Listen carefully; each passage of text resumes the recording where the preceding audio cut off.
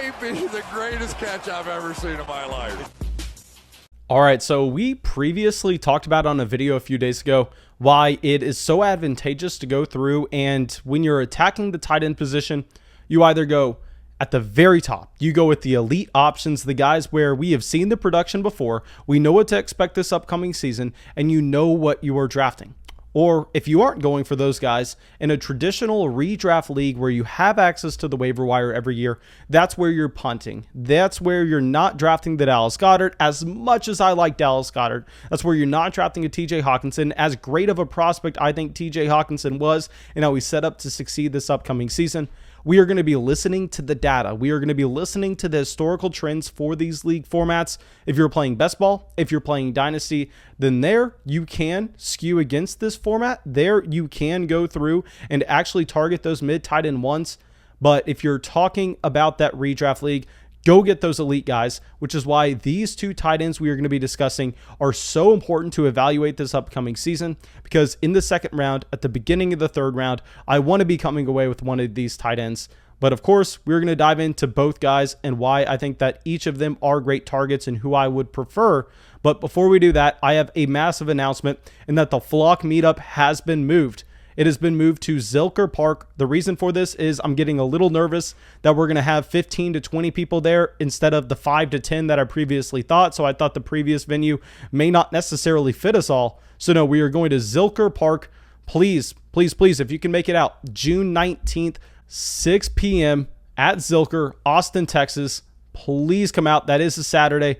And yeah, drop a like, leave a comment, subscribe to the channel. It helps us out a ton. If we can get this video to 300 likes in the first 12 hours it's uploaded, that would be absolutely massive. But yeah, that's it. Let's dive into it. Let's talk George Kittle here.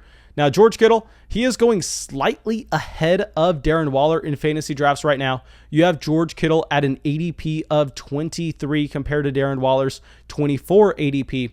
George Kittle a year younger, 27 years old, which is honestly surprising. I thought George Kittle was a little younger than that coming out in that 2017 NFL draft class, but nonetheless, 27 years old. Don't have to worry too much in a redraft league about a tight end's age. We understand that you really don't see the fall off as early as you see at the running back position or even the wide receiver position, as tight ends generally actually age gracefully at the position, but 27 years old is way too young to worry about a fall off regardless. Obviously a monster, standing in at 6'4", 247 pounds. But why George Kittle was my number one tight end going into Dynasty last year, why he was my number one tight end going into redraft leagues, to be honest, is because this is a player that has been highly efficient with the volume that he has had, and he's been bound for some touchdown regression over the past few seasons. So George Kittle has been my previous tight end one last year in Dynasty and in redraft. I mean, I was all aboard the George Kittle hype train. But anyway, let's go through and let's look at George Kittle since the breakout, and let's try to determine what we think the volume may look like this upcoming season. Because we've already established that George Kittle is going to be a highly efficient player. I mean, this is a yards after the catch specialist. So what you're really looking for is you're looking for how many targets he's going to be able to acquire, which should give us a good indication of what his ceiling is, because we already know the floor is going to be so high for George Kittle every week he's healthy.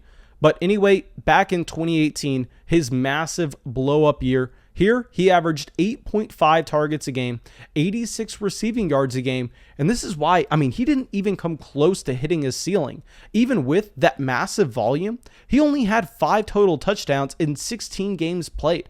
I mean, if I told you that a tight end was going to average 8.5 targets, he was going to average 86 receiving yards a game, you would naturally assume that that would come with 12, 13, 14 touchdowns at the tight end position. But we know touchdowns are volatile year to year. They're almost impossible to project for anybody outside Devontae Adams. So no, he gets a little bit unlucky here, as much as I hate using that word, with only 5 touchdowns back in 2018. Now, if you look at the rest of the options on the San Francisco 49ers offense, I mean, this is why I think I may be surprising some people in this video, but George Kittle was going up against nobody in terms of the target competition that he had here. I mean, George Kittle led this team with 1,377 receiving yards in 2018. The second leading receiver on this team was Kendrick Bourne. Now, Kendrick Bourne down there at 487. And prepare to hear a name that you have not heard in a very long time, especially for everybody playing Dynasty. But Dante Pettis, yes, Dante Pettis was the second best wide receiver on this team, the third best receiving option for the 49ers in 2018. Here, he had 467 receiving yards. Then you have Marquise Goodwin at 395. Marquise Goodwin, former University of Texas Longhorn track star. Then you have Kyle Juszczyk. Kyle Juszczyk was the fifth best receiving option on this team. No, check the stats. I promise you that. With 324 receiving yards. I mean, embarrassing who George Kittle was playing alongside for the 49ers. I mean, I assumed the options were going to be slightly better than this. But George Kittle, obviously, you're going to soak up that much volume if you're competing with Kendrick Bourne as the wide receiver one on this team. Now, going over to 2019, I mean, it's not much better. 2019, you actually see a small dip in the amount of volume that he had, down to 7.6 targets a game, 75 receiving yards a game. And he did have 5 total touchdowns in 14 games. So very similar here. Another time that he kind of didn't get hit with the nice touchdown variance that you wanted. He kind of hits his, just say, 20th percentile outcome with the amount of touchdowns that he has based on the amount of targets that he's able to accumulate through the season. But here you actually start to see this team go through and add weapons to the offense. So Deebo Samuel was drafted in 2019. George Kittle still leads the team in yards with over 1,000 receiving yards. But after that, you have Deebo at 800. Then third on the team, remember this is when they bring in Emmanuel Sanders at 502. Then Kendrick Bourne falling to the fourth option at 358. Then you have Kyle Juszczyk. So here, it's understandable. I mean, you see a fall in volume, but it's because of the weapons that you had on this offense. I mean, you add in Deebo Samuel, you add in Emmanuel Sanders. It's natural for the target volume to go down for George Kittle, which is a trend you're going to continue to see. At least I hypothesize that you're going to. Now, in 2020, it's very hard to take anything away from here because he only played 8 games. He left a few of those games early, but my God, he was a productive tight end. I mean, this shows that we weren't that stupid for having him as our tight end one last year, where in 8 games and 25% of them he left early, he averaged 7.9 targets a game and he averaged 79 receiving yards.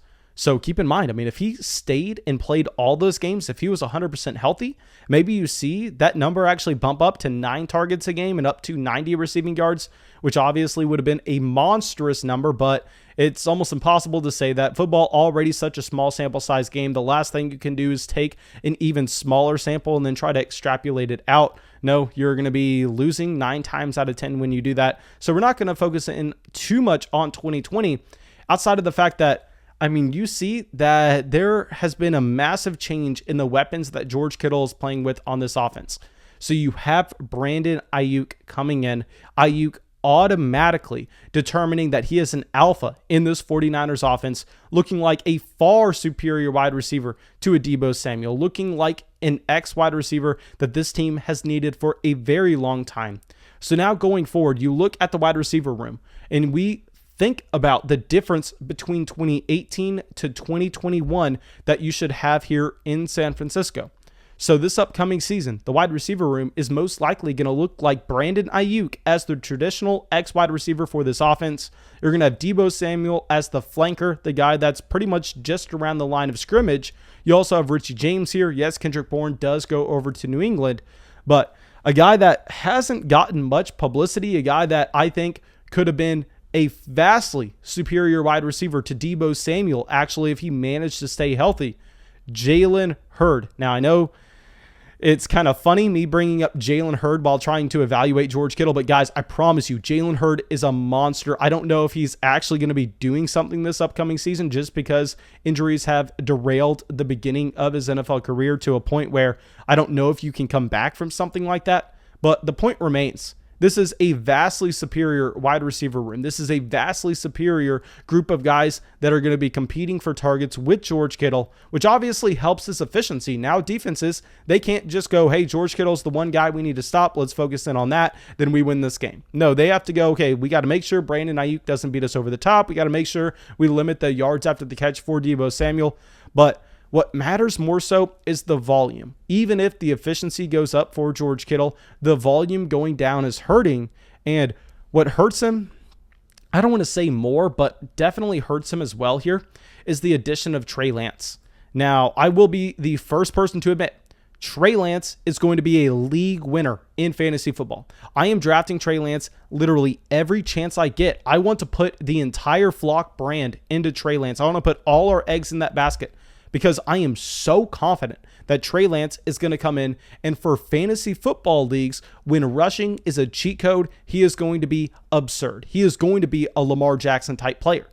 But for supporting weapons, but for making sure the passing volume is high in San Francisco, that we don't know about. We can't say that he's going to come in and we are going to see the same amount of targets that you had with a stationary pocket passing quarterback like a Jimmy Garoppolo in San Francisco.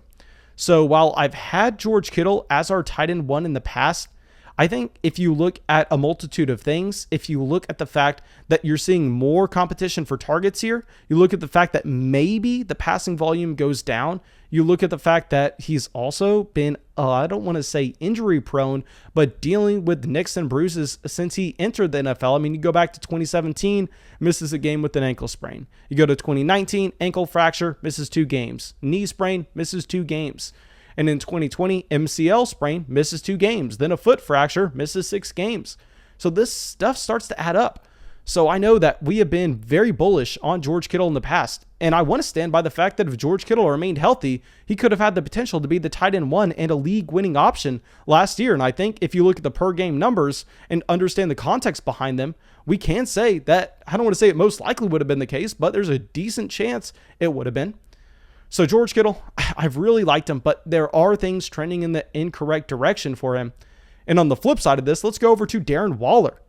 Now, Darren Waller, I am not going to run away from the fact that back in 2019, I missed the breakout. I mean, if you listen to pretty much any fantasy podcast on the planet, everybody was saying, hey, Darren Waller getting all the buzz in camp. Hey, Darren Waller, check this guy out. Check him out, check him out, check him out.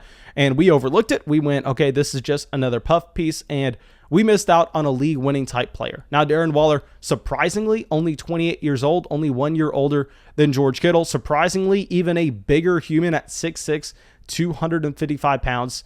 And we go through, and we only have 2 seasons to look at with Darren Waller because he broke out in 2019. But in 2019, in that breakout season, he averaged 7.3 targets a game, 71 yards a game, and very similar to George Kittle, kind of got unlucky in the touchdown category. Here, he had 3 total touchdowns across an entire 16-game season. So you're looking at Darren Waller, and he's already jumping up to being that George Kittle player the first year he breaks out. And yeah, it's a very similar situation here where you really don't have any weapons in Oakland at the time, with Tyrell Williams being the second leading passer on this team. Then you had Hunter Renfrow, Jalen Richard, and DeAndre Washington all in order in the amount of receiving yards that they had. So yeah, I mean, Darren Waller was in a spot where he could just soak up an insane amount of targets. And then this team goes out, drafts a wide receiver in the first round, drafts a wide receiver in the third round, brings in Nelson Agholor, and you're going, okay, maybe the volume goes down in 2020. Well, nope. You actually see Henry Ruggs put up a very disappointing rookie season. And I will say, Henry Ruggs, if he does exactly what the Raiders want him to do in stretching the field and raising the overall efficiency of the offense, I don't think he's going to take enough targets away from a player like Darren Waller to really impact him in fantasy. I think what you don't want to see is you don't want to see Bryan Edwards come on, because Bryan Edwards is going to have a low average depth of target. Bryan Edwards, someone that could soak up volume, and you really don't want that for Darren Waller. But I think a full 16-game season for Henry Ruggs won't even be bad for Waller. But nonetheless, actually, you had him in 2020 with 9 targets a game, 75 receiving yards a game, and you see touchdowns bounce in the other direction. Here he has 9 total touchdowns in 16 games, which I think is a safe mark to expect for a massive tight end getting this type of volume throughout the course of the entire season. And you see the weapons on this team not necessarily be the best. I mean, Nelson Agholor, the second best wide receiver here. Then you have Hunter Renfrow at 3, Henry Ruggs at 4, Josh Jacobs at 5, Bryan Edwards at 6. But what you like to see is you like to see that the second best wide receiver on this team in Nelson Agholor is now in New England. We've already discussed the fact that Henry Ruggs can be a very successful player for the Raiders without soaking up a lot of volume. So you really just have to go, are we confident that John Brown, 32, 33-year-old John Brown, or Bryan Edwards, who was just so disappointing his rookie season, are we confident that they're going to be able to take that step up to steal targets away from Darren Waller? I am not. And you also have a stationary quarterback, a quarterback that I want nothing to do with in fantasy. I will say that in Derek Carr, staying there. So, it's not like Derek Carr is going to be stealing rushing touchdowns at the goal line. So everything is adding up to us maybe thinking that you go through, you look at two players that have been very similar over the past 2 years. One guy saw significant target competition come in Brandon Ayuk, Deebo Samuel, possibly Jalen Hurd, but obviously you can't really say that for now. Also, you see him transition over to a quarterback that may not necessarily have the same type of passing volume. So that is the case with George Kittle. And in the case with Darren Waller, you see him really, the only thing you have to worry about is the fact that John Brown could come in and maybe see more than 900 receiving yards than what you had with Nelson Aguilar last year, who had 896. No, that's not going to happen. I mean, I think the volume is safe enough for Darren Waller to be saying that he's honestly a better pick right now in fantasy drafts. I think George Kittle most likely, and I will say this with confidence, a better tight end if you're talking about his overall talent profile. But if you're talking volume, if you're talking fantasy football, I'm going to surprise myself here. I mean, after this research, after really looking into the situations, I think you prefer Darren Waller in fantasy this upcoming year because I think the opportunity is going to be there compared to Kittle. But thank you, my dudes. I really hope y'all enjoyed this video. And of course, if y'all did, go down there, drop a like, leave a comment, subscribe to the channel. And if you can make it out to the Flock Meetup, please do so. June 19th, 6 p.m., Zilker Park. Just look for the blonde guy. Look for the guy with a 100-pound big-ass dog. And then that's where I'll be. But yeah, thank you, my dudes. Hope to see y'all there. And that's it. I want to thank everybody who has recently decided to join the flock in Alex, Jack, Bud, Kevin, Connor, Caesar, Jonathan, Joseph, Jordan, and James. Thank you, my dudes.